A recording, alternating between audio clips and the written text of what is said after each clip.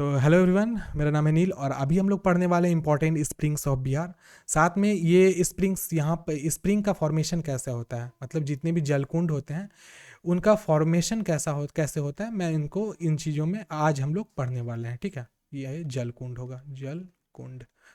तो देखो, जलकुंड के फॉर्मेशन में अलग अलग कंडीशन होती है। बिहार में जितने भी जलकुंड हैं बच्चों, उसके बारे में एक छोटी सी खासियत क्या होती है कि बिहार के जलकुंड वैसे जलकुंड के ऐसे नहीं है जो नदर्न पोल, सदर्न पोल या फिर वैसे एरिया में पाए जाते हैं जो माउंटेन बेस्ड होता है।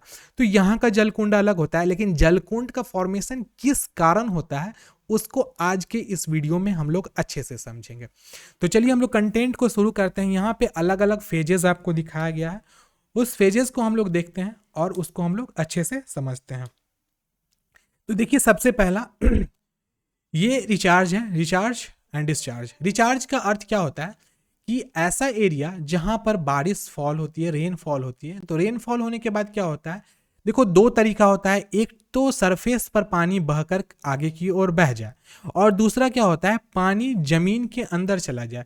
ये जो जगह है, अगर यहाँ पर पानी जमने लगेगा तो जमते जमते ऐसा तो नहीं है कि पानी वहीं पे रह जाएगा, कुछ पानी वाष्पीकरण में वाष्पीकृत भी हो जाता है और कुछ पानी जमीन के अंदर भी चला जाता है, जो वाटर टेबल से जाके मिल जाता है। वाटर टेबल क्या होता है, जमीन के अंदर पानी का वह नदी जो बहुत निचले पार्ट में धीरे धीरे बहती रहती है, that is called water table. Water table से ही हैंडपंप या फिर कोई भी समरसेबल वगैरह से पानी निकाला जाता है। तो वाटर टेबल क्या होता है, वाटर टेबल धीरे धीरे आगे की ओर बहता चलता है। आपको पता होना चाहिए वाटर टेबल एक जगह स्थिर नहीं होता है, वो पानी का मोमेंटम होते रहता है, मोमेंट उसमें आगे के पीछे होते रहता है। तो कभी कभार ऐसा देखा गया है कि पानी का कोई सोर्स नहीं रहता है, लेकिन कोई एक जगह से छोटा सा फूट जाएगा, छोटा सा एक फूट जाएगा और वहीं से जल धारा निकल चलेगी। तो वो भी फॉर्म कराता है हमारा स्प्रिंग का। स्प्रिंग मतलब वसंत नहीं, स्प्रिंग का मतलब आप जलकुंड रखिएगा, ध्यान रखिएगा। देखो दूसरा केस क्या होता है, ये तो हो गया रिचार्ज वाला केस। दूसरा फिर से केस कि अगर रेन हुआ, बारिश हुई और फिर क्या हुआ, पानी आकर के इस एरिया में जमा, उसके बाद फिर वो क्या होगा, वाटर टेबल में जाकर के मिल जाएगा। और हमें पता है वाटर टेबल जो होता है वो क्या है, एक जगह से दूसरी जगह चलते रहता है। फिर वो क्या करेगा, फिर आगे बढ़ करके वो भी पानी का रूप ले लेगा। अब बोलोगे इसमें और इसमें डिफरेंस क्या है।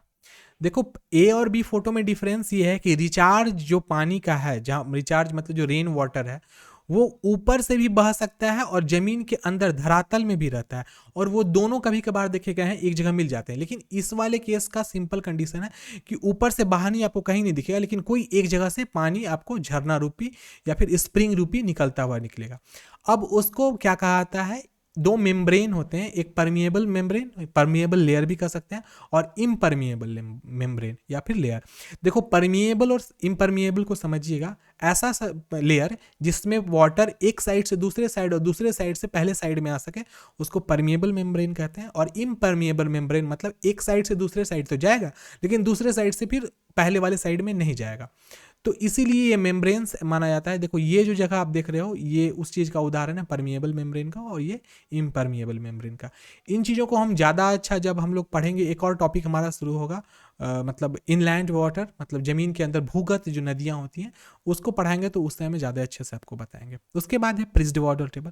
प्रिज्ड वाटर टेबल बच्चों क्या होता है, देखो ये पठारी एरिया में ज़्यादा पाए जाते हैं कि एक कंदरा बन जाता है, पत्थर के अंदर में एक केव नुमा बन जाता है। उस केव में क्या होता है, पानी आके जम जाता है। उस केव में छोटे छोटे दरारों के माध्यम से, देखो पत्थर में तो पानी इस पार से उस पार नहीं जा सकता क्योंकि वो इम्परमिएबल होता है, तो उसमें दरार होती हैं। उस दरार के माध्यम से पानी धीरे धीरे एक जगह आकर इकट्ठा हो जाता है। लेकिन फिर भी नीचे भी देखा गया वाटर टेबल है, लेकिन वाटर टेबल से उसका कोई कनेक्शन नहीं होता है, और ये प्रिज्ड वाटर टेबल का केस है। उसमें भी सेम होता है कि जब ये जो हमारा केव है, मतलब वाटर केव, ये फुल होता है तो कोई एक जगह से फूट जाएगा और वहां से जल धारा निकल पड़ेगी, उसको भी हम लोग स्प्रिंग कहते हैं। नेक्स्ट हमारा आता है फ्रैक्चर्स के जरिए। फ्रैक्चर्स ये हमारे जो प्लेट वाला एरिया होता है, मतलब जो प्लेट्यू का एरिया होता है, वहाँ पे ये चीज़ देखा गया। प्लेट्यू के एरिया में आप ऊपर में चलोगे ना तो आपको पता ही नहीं चलेगा कि नीचे पानी भी कहीं होगा, लेकिन अंदर में पतला पतला स्ट्रीम्स बहते रहती हैं किस चीज़ की, तो पानी की। और वो क्या देखा गया है, अलग अलग स्ट्रीम क्या होती है, एक समय में आकर के एक दूसरे से मिल जाती हैं। तो सारी स्ट्रीम जब एक साथ मिलती है तो एक फ्लो के साथ वो क्या का फ्रैक्चर पैदा करती है। मतलब ये फ्रैक्चर्स तो क्या है, ये पठारी एरिया का ये फ्रैक्चर्स पैदा हुआ है। और उसी फ्रैक्चर में, फ्रैक्चर मतलब जो टूटा हुआ जगह होता है, वहां से क्या होती है कि पानी धीरे धीरे ना फ्लो होते रहती है। और फ्लो करते करते एक टाइम ऐसा आता है जहां से पिचकारी नुमा, आप देखोगे ना ये सब जगह ना एकदम पिचकारी कैसा पानी वहां से निकलता है। देखो ये जो हुआ डिस्चार्ज, ये जो नॉर्मल हुआ ए केस, बी केस और सी केस, इसमें पानी नॉर्मल फ्लो से निकलता है। लेकिन फ्रैक्चर्ड जो होता है ना प्लेट्यू वाला, उस जगह पे पिचकारी कैसा पानी निकलता है, एकदम लगेगा क्या कि उधर से कोई अंदर से जनरेटर चला करके, मतलब वो मशीन लगा करके ना पानी अंदर से बाहर फेंक रहा है। तो ये चीज़ देखा गया है ये मतलब इस प्रकार के फ्रैक्चर्ड जो पठारी एरिया होता है वहाँ के स्प्रिंग्स में। उसके बाद फॉल्ट लाइन वाले में क्या होता है कि ये एक तरफ में रहेगा पठारी एरिया, एक तरफ हमारा पठार रहेगा और दूसरी तरफ हमारा धरती, मतलब ये हमारा मिट्टी का एरिया रहता है, मिट्टी वाला एरिया रहता है, मतलब सॉइली एरिया रहता है। फिर क्या होता है कि वाटर टेबल सामान्य रूपी, कहीं पर पठारी एरिया में पानी चला गया जमीन के वाटर टेबल से जाकर के मिल गया, ये हमारा क्या हुआ बच्चों, ये हमारा वाटर टेबल हुआ। इससे जाकर के ऊपर पठारी वाला भी पानी मिला। और एक जगह ऐसा है जहां पर ऐसा इम्परमिएबल मेम्ब्रेन था जहां पानी एक लेयर से दूसरे लेयर में नहीं जा सकती है। उस केस में ये फॉल्ट लाइन क्रिएट करेगा। फॉल्ट लाइन मतलब एक ऐसा जगह, आपको मैंने ओएसिस का उदाहरण दिया था ना बच्चों की, पानी तो जमीन के नीचे रहता है लेकिन एक जगह जहां पे वो फोड़ सकता है तो वहां वो फोड़ देगा और एक कुंड बन जाएगा। और यही कुंड कभी कभार अगर ज्वालामुखी जगह पे होगा तो गर्म कुंड होगा, और अगर सामान्य चलती हुई नदी के पास में होगा तो वो ठंडा कुंड होगा। तो इन सभी चीजों के कुंड के बारे में भी हम लोग अभी तुरंत ही चर्चा करने वाले हैं, ठीक है। फिर उसके बाद आता है आर्टिजियन स्प्रिंग। आर्टिजियन स्प्रिंग इसी का मतलब पठारी का ही एक रूप है जिसमें एक परमिएबल मेम्ब्रेन में, ये परमिएबल मेम्ब्रेन के नीचे पानी बहते रहता है। और वो क्या करेगा, छोटा सा एक कहीं पे फूटा हुआ मिल गया तो उस फूटे हुए जगह से क्या करेगा, स्प्रिंग बना देगा। तो ये ज़्यादा बड़ा नहीं होता, ये छोटा होता है और एक ही जगह पे थोड़ा थोड़ा पानी, मतलब एकदम थोड़ा पानी निकलते रहता है। और माना जाता है कि ये जो ये वाला ई और एफ केस का जो वाटर होता है वो बहुत ही ज़्यादा प्योर होता है। लोग इसका इस्तेमाल पानी पीने के लिए और नहाने के लिए भी आसानी से करते हैं। हमारे बिहार में जो जल कुंड है ये फॉल्ट लाइन वाली ही है, आप याद रखिएगा। आर्टिजियन स्प्रिंग हमारे यहाँ नहीं होता है क्योंकि ये आर्टिजियन स्प्रिंग हमेशा पठारी एरिया में पाया जाता है। लेकिन ये जो पठारी एरिया हमारे बिहार का है वहाँ पे फॉल्ट लाइन वाली मिलती है। अब ये थोड़ा सा अलग है बच्चों, ये वाला आपको जो दिखेगा अभी जो हम लोग ये स्लाइड देख रहे हैं ये थोड़ा सा अलग इसलिए है क्योंकि ये मैग्मा वाला जगह पे है। मैग्मा क्या होता है आपको मैंने बताया था, जब ज्वालामुखी किसी जगह पे होता है तो उस जगह भी क्या होता है कि नीचे में एक प्रेशर बनता है। तो प्रेशर के कारण तो वोल्केनो के अंदर से पायरोप्लास्टिक निकलते ही हैं। उसके साथ साथ अगर पानी का जल स्रोत कहीं से मिल जाए तो वो समय समय पर नीचे, देखो आप इसमें देखोगे एक वाटर टेबल, ये हमारा बच्चों क्या है, ये वाटर टेबल है। वाटर टेबल क्या हुआ, मैग्मा के क्लोज में जैसे ही आया मैग्मा उसके अंदर में क्या करेगा, उस पानी को गर्म करने लगेगा। और गर्म करते करते एक समय ऐसा आ जाएगा जो भाप बन जाएगा और पानी भाप बन के अंदर में एक प्रेशर क्रिएट करेगा। और उस प्रेशर में क्या होगा, अगर कोई दूसरा सोर्स ऑफ वाटर वहां आके मिले तो वो थोड़े थोड़े समय पे या 1 घंटे या 2 घंटे पर बहुत ही तेज भाप के साथ पानी को बाहर की ओर निकाल देगा एकदम। और याद रखिएगा ये इसमें लोग नहा नहीं सकते हैं। आप अगर इसमें नहाने जाओगे तो आप अंडा की तरह बॉयल हो जाओगे। तो प्लीज़ ऐसा मत सोचना कि इसमें नहाने जाएंगे, इसका टेम्परेचर बहुत ज़्यादा होता है और वोल्केनिक जगह पे ये बहुत आसानी से पाया जाता है। हमारे यहाँ ये वाला फॉल्ट लाइन है या गर्म जलधारा अगर के मिल जाती है किसके साथ, फॉल्ट लाइन के साथ, और यहाँ पे पानी निकलता है। लेकिन ये केस बहुत खतरनाक होता है और ये हमेशा वोल्केनिक एरिया में पाया जाता है। उसके बाद हम लोग उसी चीज को जो पहले हम लोग देखे हैं उसके 2 केसेस हैं बच्चों, हम दोनों केसेस के फोटो आपको सामने में दिखा दिए हैं। क्या क्या होता है, कैसे कैसे होता है, कैसे गीजर का फॉर्मेशन होता है। गीजर घर में जो बाथरूम में लगा रहता है उसको भी गीजर कहते हैं और ये नेचुरल गीजर है। अब नेचुरल गीजर को आप समझिएगा। सबसे पहली बात, ये जिस जगह पे होगा जहां पे हमारा जो मैग्मा होता है वो धरती के बहुत क्लोज हो। हमारे बिहार में ऐसा कोई जगह नहीं है बच्चों, याद रखिएगा, ठीक है। अब क्या होता है आपको पता होना चाहिए, जितनी भी नदियां जो हमारे धरातल पे बहती हैं वो क्या होता है कि कोई ना कोई एक जगह वो धरती के वाटर टेबल के साथ मैच कर जाती हैं, ठीक है। अब धरती के वाटर टेबल के साथ जब वो मैच करती हैं, मैच कर जाती हैं, तो फिर उसके बाद जो मैग्मा होता है वो धीरे धीरे धरती को अंदर से क्या करते रहता है, टेम्परेट करते रहता है, मतलब गर्म करते रहता है।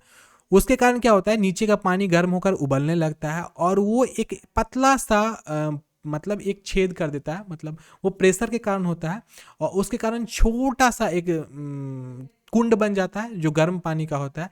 ये उतना खतरनाक नहीं होता है। क्यों नहीं होता है? क्योंकि इसका कहीं से ना कहीं से मिलन चलती हुई ठंडी नदी से होता है। हॉट स्प्रिंग उसको कहता है, इसमें लोग नहाते हैं।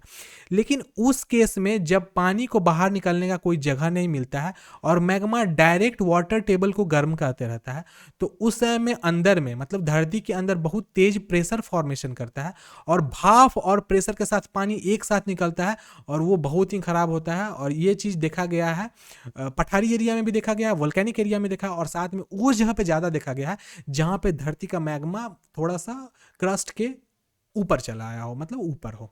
उसी चीज को यहाँ भी बताया गया है। ये अलग केस है। ये तो हो गया हमारा कौन सा एरिया में, प्लेन एरिया में, और ये हो गया हमारा कौन से केस में, तो जो हमारा जैसे कि फॉरेस्ट एरिया होता है, फॉरेस्ट वाला मतलब जंगली एरिया में इस चीज को देखा गया। इस जगह पे बच्चों क्या होता है कि सेम आपको बनता है एक ग्राउंड वाटर धीरे धीरे मिल गया जाकर के। ये पोरस रॉक मतलब ऐसे रॉक जो बहुत ही ज़्यादा मजबूत होते हैं और उसके नीचे धीरे धीरे मैग्मा चैम्बर को गर्म करते रहता है। तो ग्राउंड वाटर एक समय धीरे कलेक्ट होकर के वाटर टेबल के साथ मैच किया और उसके बाद क्या हुआ, सुपर हीटेड वाटर बहुत ज़्यादा गर्म हुआ। उसके बाद छोटे छोटे चैम्बर्स में क्या होता है कि पानी का जो जमाव होता है उसके कारण इसमें स्टीम बन जाता है और वो हॉट गीज़र के रूप में थोड़े थोड़े देर पे, मतलब ऐसा नहीं कि हमेशा निकलते रहता है, मतलब 10 मिनट 15 मिनट के अंतराल पे जब नीचे में स्टीम का फॉर्मेशन हो जाए उसके बाद ये पिचकारी के तरीके से निकलता है और पास में जहाँ पे थोड़ा कम ठंडा रहता है उस जगह पे हॉट स्प्रिंग बन जाता है। एक बात याद करने के लिए ये कि गीजर्स पहले हॉट स्प्रिंग, मतलब जो गीजर्स होते हैं जब वो ठंडे हो जाते हैं तो वो हॉट स्प्रिंग का रूप ले लेते हैं। आप इस बात को एकदम ध्यान से समझ लेना, ठीक है। यही चीज़ था। बीच में एक फोटो मैंने हटा दिया क्योंकि सिमिलर फोटोज बार बार बताना सही नहीं होता है। आगे हम लोग देखते हैं अलग अलग रिजर्वायर्स। ये बहुत ही इंपॉर्टेंट है। आप इस वाले पेज को एकदम याद कर लेना। बिहार का जो ज्योग्राफी में अगर स्प्रिंग से रिलेटेड क्वेश्चन आएंगे तो यहीं से आएंगे कि कौन सा वाला जो स्प्रिंग है कहाँ स्थित है। अदर देन दैट इससे ज़्यादा कोई क्वेश्चन नहीं आएगा। यहाँ पे अलग अलग आपको फोटोज दिख रहे हैं जितने हैं बच्चों, सभी का तो फोटो जितने भी मुंगेर, देखो क्या क्या है इसको बता देता हूँ। Water reservoirs located in Munger district, इसको रिजर्वायर्स भी कह सकते हैं और साथ साथ इसको स्प्रिंग भी कह सकते हैं। मुंगेर में कौन कौन सा है, तो लक्ष्मण कुंड, ऋषि कुंड, रामेश्वर कुंड, सीता कुंड, जन्म कुंड, लक्ष्मी स्वर कुंड, भीमबंध कुंड, श्रृंगार ऋषि कुंड, भराई कुंड, पंचतर, ये सब जो है ये सब ऐसे कुंड हैं जो कि आपको मुंगेर डिस्ट्रिक्ट में है। तो मुंगेर में कौन कौन से हैं याद कर लेना। Water tank located, water tank जिसको वाटर स्प्रिंग भी कहेंगे, वो गया में कौन सा है, तो गया में सिर्फ एक है, अग्निकुंड। अकुंड लोकेटेड जो राजगीर में है, राजगीर वाला क्वेश्चन आ चुका है पहले तो ये वाला नहीं आएगा, लेकिन ये सब याद रखना। वो कौन सा है, ब्रह्मकुंड है, सूर्यकुंड है, ये क्या है, मखदुम कुंड, सत धवारा, गोमुख कुंड और नाना कुंड। जो इंपॉर्टेंट कुंड से एसएससी कर रहा हूँ, आपके बीपीएससी में क्वेश्चन आ सकते हैं, वो कौन कौन से हैं। नाना कुंड याद रखिएगा, ये जितने भी सिख धर्म के लोग होते हैं उनके लिए बहुत फेमस है। यहाँ पर हम लोग ये देख रहे हैं, ये कुंड का एग्जाम्पल है। कौन सा कुंड है मुझे याद नहीं है, ये वाला सीता कुंड आप देख सकते हो, ये गर्म जल धारा वाला है। उसके बाद गोमुख कुंड है, गोमुख कुंड बहुत ही फेमस है, छोटा सा कुंड है, ये भी शायद गर्म जलधारा का है। महिलाएं और पुरुष दोनों एक जगह पे, छोटा सा कुंड है एकदम 10 फीट गुने 12 फीट का, वहाँ पे गोमुख में सारे लोग नहाते हैं।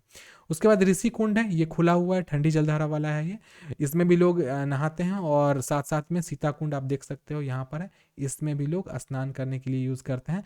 लेकिन क्या हुआ है कि लोगों का बहुत ज़्यादा डिटर्जेंट या फिर साबुन शैम्पू यूज़ करने के कारण इन सभी कुंड में नहाने पे बिहार गवर्नमेंट ने रोक लगा दी है।